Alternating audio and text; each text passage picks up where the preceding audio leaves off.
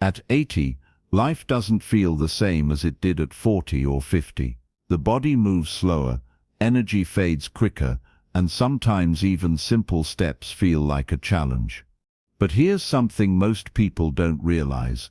There is one small ability that tells more about your health, independence, and even how long you may live than almost any medical test. Sadly, many seniors lose it without even noticing. What is it? The ability to sit down on the floor and stand back up without holding on to anything or anyone. It may sound simple, almost childlike, but health experts agree this movement is a powerful measure of strength, balance, flexibility, and coordination. If you can still do it at 80, it's proof that your muscles are strong, your joints are mobile, and your balance is protecting you from falls. And that matters more than you think.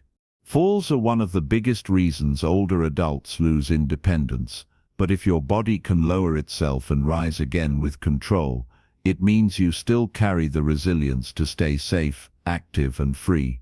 But what if you can't do it right now? Don't feel defeated. You are not alone. Most people in their 70s and 80s struggle with it. The good news is your body can improve at any age, with simple exercises like chair sit-to-stands, gentle stretches, wall push-ups, and balance practice. You can regain mobility step by step.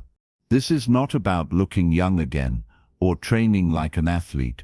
It's about holding on to life's little freedoms, getting out of bed on your own, reaching down to pick up something you dropped, or having the confidence that if you fall, you can rise again.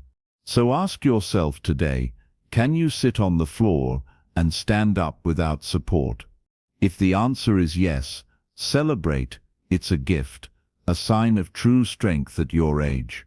If the answer is no, don't give up. Start small and keep practicing. Because at 80, the goal is not youth. The goal is independence, dignity, and the ability to live life on your terms.